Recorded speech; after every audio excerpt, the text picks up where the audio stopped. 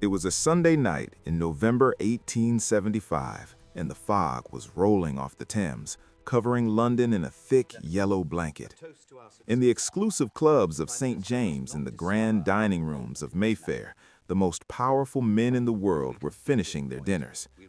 They were discussing the usual topics of the Victorian era: the price of coal, the unrest in Ireland, and the endless expansion of the British Empire. But in a private room at 10 Downing Street, the Prime Minister, Benjamin Disraeli, was not eating, he was pacing. He was holding a secret telegram that had just arrived from Cairo. The paper was thin and the handwriting was hurried, but the message it contained was heavy. The telegram said that the Khedive of Egypt was broke. It said that the ruler of the most strategic piece of land on earth was drowning in debt. That asset was the Suez Canal. Disraeli's hand trembled as he reread the words, not from fear, from calculation. Outside, the gas lamps flickered in the wind, casting shadows that danced across the walls of his study. Somewhere in the city, a clock tower chimed midnight. Time was collapsing. In Cairo, 3,000 miles away, French bankers were already drafting contracts. In Paris, ministers were preparing to celebrate. They believed the canal, the artery of global commerce, the shortcut to the east, would remain in French hands forever. Disraeli knew better. He had built his career on understanding what other men missed.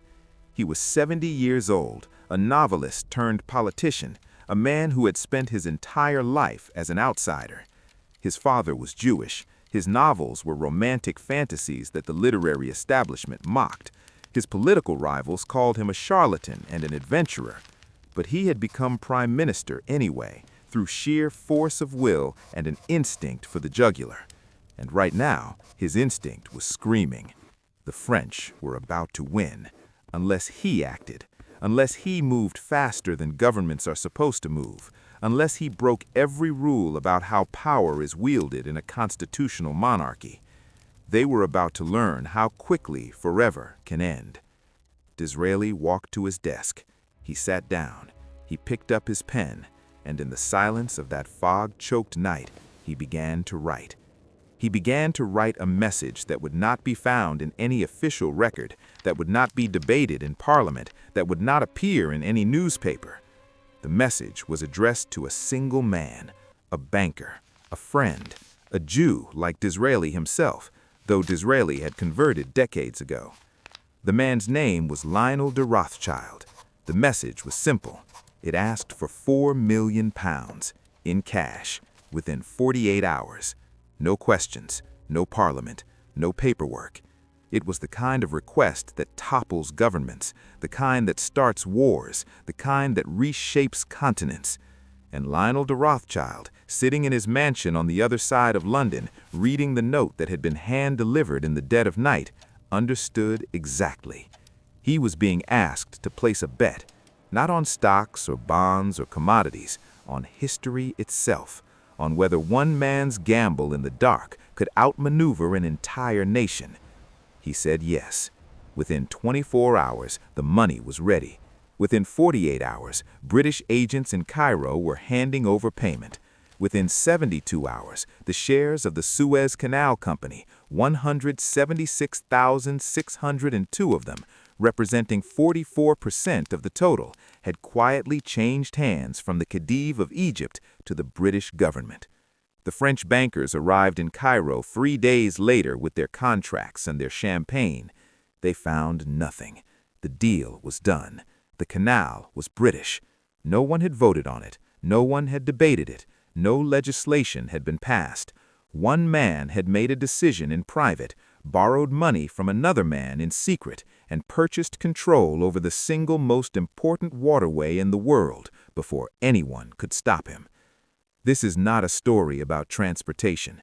This is a story about what happens when finance becomes a weapon, when debt becomes a noose, when paperwork, signed in silence, conquers nations more thoroughly than any army ever could. To understand why this telegram made the Prime Minister of Great Britain sweat, you have to understand what the world looked like in 1875. This was the peak of the Industrial Revolution. Steamships were the arteries of the global economy, and the Suez Canal was the heart. Pre-canal shipping route visualization. The long, dangerous journey around Africa before Suez Canal shortened the route to India dramatically. Sailors died of disease, ships vanished in storms off the Cape of Good Hope, fortunes were swallowed by the sea. But when the Suez Canal opened in 1869, it sliced through the Egyptian desert and connected the Mediterranean Sea to the Red Sea. It cut the journey to India in half. 10,000 miles became 6,000. 3 months became 6 weeks. Ships that once burned through weeks of coal supplies now made the trip on half the fuel. Insurance costs plummeted, trade volumes exploded. For the British Empire, which relied on India for its wealth and power, the canal was not just a ditch in the sand, it was the jugular vein of the empire. India was the crown jewel. Cotton from Bombay fed the textile mills of Manchester. Tea from Assam filled the cups of London. Opium from Bengal financed the conquest of China. Indian soldiers, sepoys, fought Britain's wars from Afghanistan to Africa. The entire edifice of British global dominance rested on one foundation: the ability to move goods, money, and men between London and Calcutta faster than any rival could. The canal made that possible. Before 1869, Britain's hold on India was tenuous. The journey around Africa was so long and dangerous that reinforcements could take 6 months to arrive. Rebellions had time to spread, rivals had time to interfere.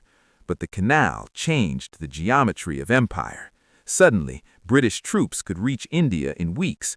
British merchants could respond to market fluctuations in real time. British power could be projected with a speed that made resistance seem futile. If the canal closed, the British economy would have a heart attack. If another power, France or Russia, controlled the canal, they could hold Britain hostage. And that was the problem. Britain did not own the canal. In fact, Britain hated the canal when it was first proposed. British engineers called it impossible. British politicians called it a French plot. The canal was built by a Frenchman named Ferdinand de Lesseps, and it was owned by a French company. The stocks were split. French investors owned 56%, and the Khedive of Egypt owned the remaining 44%. For 6 years, the British watched helplessly as French ships and French flags dominated the most important waterway in the world. But now, on this foggy Sunday night in November 1875, the balance of power was about to shift. The man selling the shares was Ismail Pasha, the Khedive of Egypt. He was a man of immense ambition and tragic flaws. When Ismail came to power in 1863, he looked at the dusty streets of Cairo and decided he would turn them into the Paris of the Nile. He wanted Egypt to be a modern European power. He built opera houses, he built palaces, he built railways and telegraph lines and boulevards lined with trees. He threw lavish parties for European royalty. He commissioned the premiere of Verdi's Aida for the opening of the Cairo Opera House. He spent money like it was water. He was educated in Paris and spoke French better than Arabic. He wore European suits and hosted European bankers and believed, genuinely, that Egypt could leap from medieval backwardness to industrial modernity in a single generation. The European powers encouraged this delusion.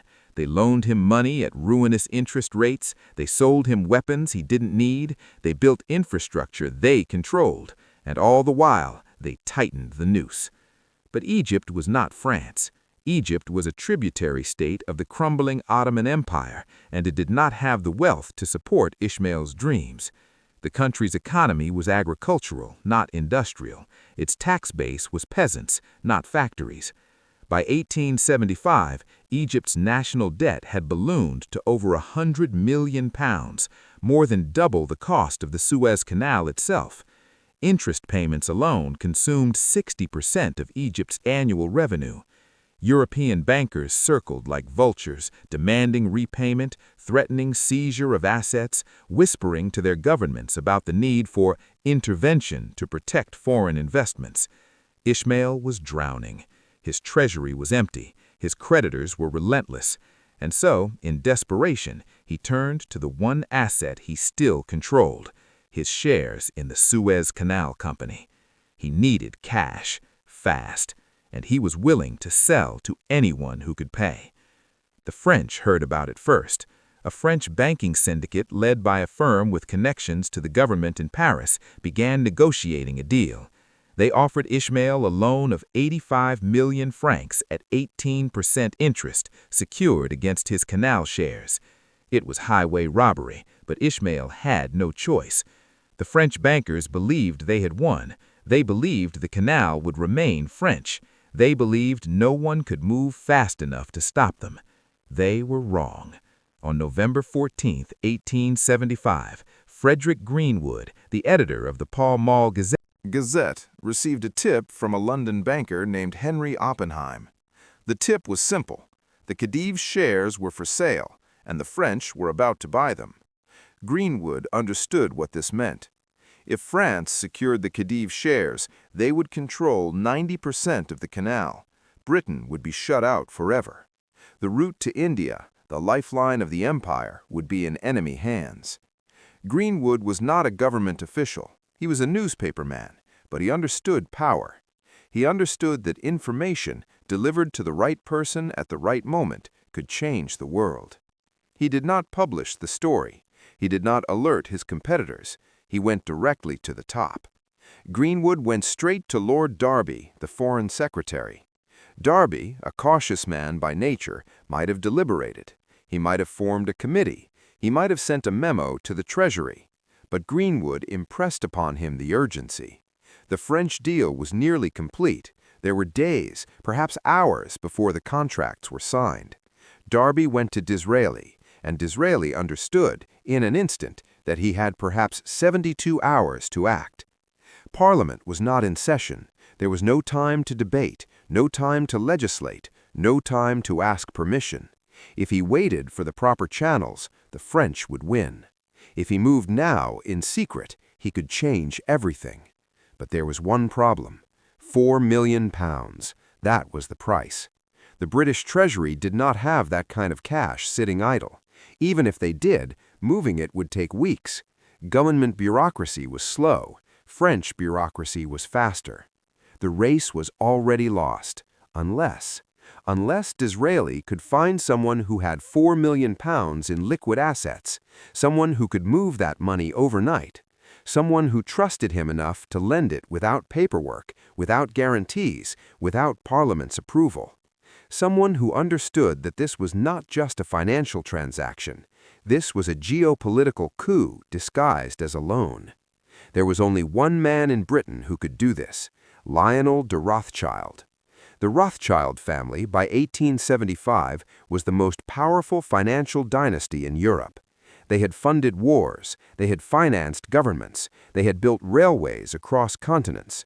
When Napoleon fell, it was Rothschild money that rebuilt Europe. When the Austrian Empire needed cash, the Rothschilds provided it. When Brazil wanted independence, Rothschild loans made it possible. The family had branches in London, Paris, Frankfurt, Vienna, and Naples, and they moved capital across borders faster than any government could dream. Their intelligence network was legendary. Carrier pigeons and coded messages kept the 5 branches in constant communication. They knew about political upheavals before kings did. They anticipated market crashes before bankers saw them coming. Lionel de Rothschild was the head of the London branch. He was 67 years old, a member of Parliament, and a close personal friend of Benjamin Disraeli. They were both outsiders who had clawed their way to the top of British society. Disraeli, the converted Jew who became Prime Minister, Rothschild, the practicing Jew who had fought for a decade to be allowed to take his seat in Parliament without swearing a Christian oath. In a society that still viewed Jews with suspicion, they had become indispensable. They understood each other, they trusted each other, and so, on that foggy Sunday night, Disraeli sent a private message to Rothschild's estate. The message asked for £4 million, immediately, no collateral, no contract, just a gentleman's agreement that the British government would seek parliamentary approval to repay the loan as soon as Parliament reconvened. This was insane. £4 million in 1875 is worth several billion pounds today. It represented a significant fraction of the Rothschild Bank's liquid capital. It was an unsecured loan to a government that had not authorized the borrowing. If Parliament refused to ratify the deal, Rothschild would lose everything. If the transaction became public too soon, political opponents would destroy Disraeli. If the French found out before the deal closed, they would block it. The entire maneuver rested on speed, secrecy, and trust. Lionel de Rothschild read the message. He thought for perhaps 5 minutes, and then he said yes. According to legend, the entire transaction was conducted on a handshake. No contract was signed, no lawyers were involved, just two men bound by friendship and mutual understanding, executing a financial maneuver that would reshape the map of the world. Within 24 hours, Rothschild's bank had liquidated securities worth £4 million. Within 48 hours, British agents in Cairo were presenting payment to Ismail Pasha. Within 72 hours, the share certificates were in British hands. On November 25, 1875, the deal was complete. The French bankers arrived in Cairo on November 28. They found nothing to buy. The shares had already been transferred.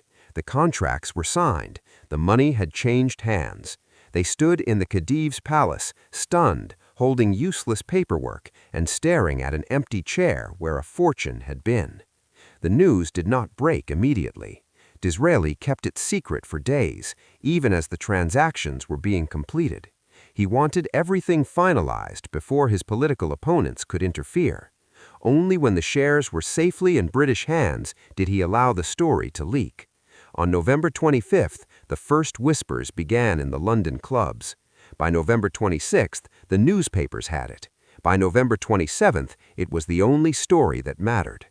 When news of the purchase finally broke in London, the reaction was explosive. Queen Victoria was delighted. She wrote to Disraeli, calling it a great stroke. She praised his boldness and vision. She understood what he had done. He had secured the empire's lifeline without firing a shot. The British public celebrated. Newspapers hailed Disraeli as a master strategist who had outwitted the French. Punch magazine published a cartoon showing Disraeli handing the keys to India to Queen Victoria, with the caption, "New crowns for old ones." The Times declared it the most important financial transaction since the Napoleonic Wars. Street celebrations erupted in parts of London. Britain, for once, had beaten France at its own game. But in Parliament, when it reconvened, the opposition was furious. William Gladstone, Disraeli's great rival, accused Disraeli of undermining British constitutional system. How dare the Prime Minister commit the nation to a £4 million expenditure without parliamentary approval? How dare he borrow money from a private banker to execute foreign policy? What if the deal had failed? What if Rothschild had demanded repayment and Parliament had refused? Gladstone and Disraeli had been enemies for decades. They represented two competing visions of Britain's future. Gladstone was the moralist, the liberal, the man who believed in fiscal restraint and constitutional procedure. Disraeli was the imperialist, the opportunist, the man who believed Britain's destiny was to dominate the world. Their battles in Parliament were legendary. They despised each other. And now Disraeli had done something that embodied everything Gladstone hated. He had acted unilaterally, spent public money without authorization, and justified it with appeals to national glory. Gladstone's speech was scathing. He called the purchase reckless. He called it dangerous. He warned that Disraeli was setting a precedent that would allow future governments to bypass Parliament entirely. What happens, he demanded, when the next Prime Minister decides he can borrow billions without asking permission? What happens when executive power becomes untethered from legislative oversight? This was not just about the Suez Canal. This was about the soul of British democracy. Disraeli's response was cold and precise. He did not apologize. He did not justify. He simply laid out the facts. If he had waited for Parliament, the opportunity would have vanished. He reminded the House that 80% of the ships passing through the Suez Canal were British. He explained that the shares would pay for themselves through dividends within a few years. And he made it clear that France still held the majority stake in the canal. This was not conquest, but protection of British interests. Then he said something that silenced the chamber. He looked at Gladstone and asked a simple question. Would you rather Britain had lost? Would you rather the canal remained entirely in French hands? Would you rather we stood by while our rivals secured permanent control over the route to India? Gladstone had no answer, because the truth was that he wouldn't have moved fast enough. He would have consulted, he would have debated, he would have followed procedure, and by the time he was ready to act, the French would have won. Parliament grudgingly ratified the loan. Rothschild was repaid within 5 months with a commission of 2.5% for his trouble. The deal was done. Britain now controlled 44% of the Suez Canal Company. But the real consequences were only beginning. Because here is what no one understood in 1875. Buying the shares was not the end of the story. It was the beginning of the invasion. In 1881, 6 years after the purchase, Egypt erupted in nationalist revolt. An Egyptian army officer named Ahmed Arabi led a coup against the Khedive, demanding an end to European influence. Arabi was a colonel from a peasant background, and he spoke for millions of Egyptians who resented foreign control. His slogan was simple: Egypt for the Egyptians. The movement was popular, it was Egyptian, it was anti-colonial. Crowds in Cairo chanted his name. Egyptian soldiers rallied to his banner.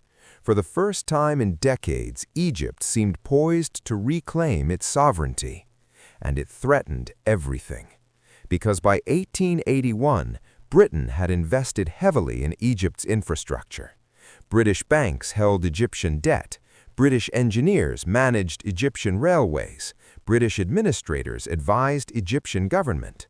British financiers controlled Egypt's tax collection system through the Caisse de la Dette Publique, a foreign commission that skimmed revenue to repay European bondholders.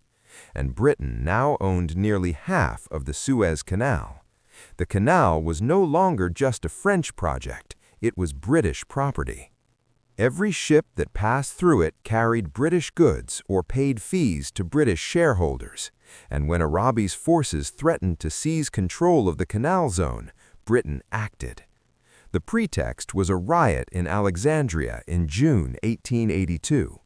Violence broke out between Europeans and Egyptians. 50 Europeans were killed. Arabi's government claimed it was spontaneous. Britain claimed it was orchestrated. The truth didn't matter. Britain had its justification. In July 1882, British warships bombarded Alexandria. The coastal fortifications were destroyed. The city burned. In August, British troops landed at Ismailia, right at the canal's midpoint. They moved swiftly, methodically, cutting through Egyptian resistance like a scalpel through flesh. By September, British forces had crushed Arabi's army at the Battle of Tel el-Kebir. 13,000 British soldiers routed 38,000 Egyptians in a single dawn assault. Arabi was captured, tried, and exiled. The Khedive was restored. Order was imposed. And Britain, which had promised to withdraw once stability returned, never left. For the next 70 years, Egypt was a British protectorate in everything but name. British administrators ran the government. British troops guarded the canal. Egyptian sovereignty was a fiction. The country that had sold its canal shares to pay off its debts had become a colony, occupied not in the first instance by soldiers, but by bankers and bondholders and bureaucrats with ledgers. The Suez Canal purchase of 1875 did not conquer Egypt, it simply made it inevitable.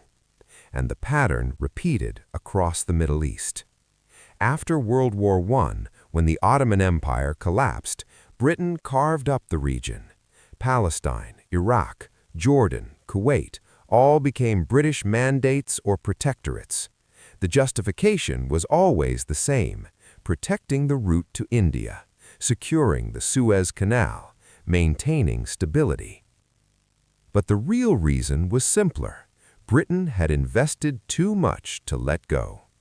The carving was methodical. Sir Mark Sykes and François-Georges Picot drew lines on maps with rulers, creating borders that ignored tribal territories, religious divisions, and historical kingdoms. They created countries that never existed. Iraq was 3 Ottoman provinces forced into one state. Jordan was invented as a consolation prize for a Hashemite prince. Palestine was promised to both Arabs and Jews. Kuwait was separated from Iraq to give Britain a port on the Persian Gulf. None of it made sense except through the logic of empire. These borders served British interests, not the people within them. And Britain justified all of it by pointing to the canal. Every military base, every imposed government, every suppressed rebellion, all necessary to protect the route to India. Even after Indian independence in 1947, the canal remained the excuse, because by then a new resource had been discovered. Oil was discovered in the Middle East in the early 20th century. First in Iran in 1908, then Iraq in 1927, then Saudi Arabia and Kuwait in the 1930s. The canal, which had been built to carry British goods to India, now carried Middle Eastern oil to Europe. The strategic importance multiplied, British control tightened, and every time a nationalist movement arose in Egypt, in Iraq, in Iran, Britain crushed it, because the canal could not be threatened. When Iran tried to nationalize its oil in 1953, British intelligence orchestrated a coup. When Iraq tried to assert independence in the 1940s, Britain bombed its cities. When Egypt demanded British withdrawal in the 1950s, Britain delayed, stalled, and bargained for bases. This continued until 1956, when Egyptian President Gamal Abdel Nasser nationalized the Suez Canal Company. Britain, France, and Israel invaded Egypt in response, determined to retake the canal by force. It was a disaster. The United States and the Soviet Union condemned the invasion. The United Nations demanded withdrawal. Britain and France, humiliated, retreated. The age of European empires in the Middle East was over, but the scars remained. The borders Britain had drawn, the governments Britain had installed, the debts Britain had imposed, the resentments Britain had seeded, all of it traced back to decisions made in private, in the dark, by men who believed they were acting in the national interest. Those scars are still visible today. The Israeli-Palestinian conflict has roots in British promises made during World War I, promises to give the same land to 2 different peoples. The instability in Iraq stems from borders drawn to include incompatible populations under one flag. The tensions between Sunni and Shia, Arab and Kurd, were not inevitable. They were engineered by imperial administrators who believed divided populations were easier to control. The dictatorships that ruled the region for decades were often installed or supported by outside powers who needed reliable partners to protect oil and trade routes. And at the center of it all, always, was the Suez Canal. It was the reason for British presence, the justification for intervention, the prize worth any cost. Even after Nasser's nationalization in 1956, even after the humiliating withdrawal, the canal's strategic importance shaped regional politics. It was why the Soviet Union courted Egypt. It was why the United States poured billions into Israel and Egypt to maintain peace. It was why every war in the region considered the canal's status. A single waterway, purchased in secret in 1875, became the fulcrum around which Middle Eastern politics pivoted for more than a century. Here is the lesson that history teaches, over and over, until we finally listen. Conquest does not require armies. Not always, not anymore. In 1875, Benjamin Disraeli conquered Egypt with a loan. He did not send soldiers. He did not fire a shot. He signed a piece of paper, borrowed money from a friend, and purchased control over the single most important waterway in the world before anyone could stop him. 7 years later, British troops occupied Cairo. 75 years later, Britain was still there. The weapon was debt. The mechanism was finance. The justification was national security. But the result was empire. And if you think this is ancient history, if you think the world has moved beyond such things, consider this. In the 21st century, nations are still bought and sold. Not with invasions, but with loans. Not with bullets, but with bonds. China lends billions to African nations to build infrastructure. Sri Lanka borrowed money to build the Hambantota port. When Sri Lanka couldn't repay, the port was leased to China for 99 years. Zambia borrowed money to build power plants. When Zambia struggled with debt payments, Chinese state companies took control of the national electricity grid. These are not colonies in the 19th century sense. There are no governors, no flags, no imperial administrators, just contracts signed by desperate governments that transfer control without conquest. The United States plays the same game, just with different tools. Financial aid to Middle Eastern governments comes with conditions. Allow American military bases, aligned with American foreign policy, open markets to American corporations. The International Monetary Fund restructures national debts in exchange for austerity measures that reshape entire economies. Argentina, Greece, Pakistan. The pattern repeats. A country borrows, hits crisis, seeks help, and surrenders economic sovereignty in exchange for a bailout. The Suez Canal was nationalized in 1956, but the game never ended. It just changed names. Structural adjustment, debt relief, foreign investment, Belt and Road Initiative, public-private partnerships. These are the modern equivalents of what Disraeli did in 1875, using money as a lever to move the world. And the terrifying part is how quiet it all is. There are no declarations of war, no invasions, no headlines, just contracts signed in conference rooms, loans approved in silence, shares purchased overnight. And by the time anyone realizes what has happened, the deal is done. The country is locked in. The future is sold. Because here is what the Suez Canal purchase teaches us. The most dangerous conquests are the ones that look like business transactions. The most permanent occupations are the ones that begin with a loan. And the empires that last longest are the ones built not on force, but on paperwork.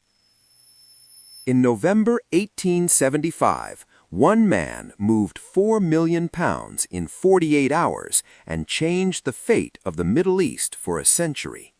He did not need Parliament's permission. He did not need public debate. He just needed a friend with money and the willingness to act in secret. That is how empires are built. Quietly, quickly, in the dark. With a loan that looks like a favor and a favor that becomes a noose. The Suez Canal is open today. Ships from every nation pass through it. Egypt controls it. Egypt owns it. But lesson remains. Ownership is an illusion when you started from a position of debt. Egypt regained the canal in 1956, but it took decades to recover from the economic devastation that the original debt crisis created. The infrastructure project Ismail borrowed to build became the chains that bound Egypt to European control for 3/4 of a century. By the time Egypt was truly independent, generations had lived and died under foreign occupation that began with a loan. And the mechanism is still running, still functioning, still conquering nations without armies. Look at Venezuela, drowning in Chinese debt, handing over oil rights to repay loans for projects that enriched foreign contractors more than Venezuelan workers.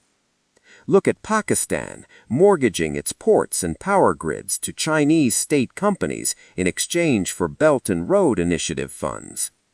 Look at Greece, surrendering economic sovereignty to European creditors in exchange for bailouts that saved banks but destroyed pensions.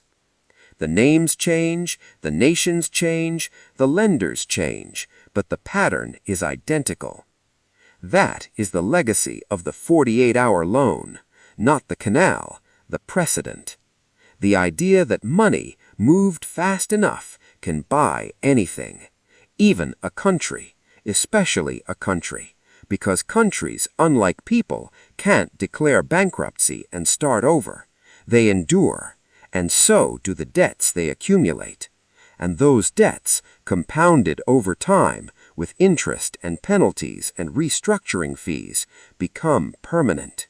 They become institutions. They become foreign bureaucrats sitting in ministries, foreign banks controlling central bank policy, foreign corporations operating with immunity. The Suez Canal was just the beginning. It taught the world a lesson, and the world has been applying that lesson over and over for 150 years.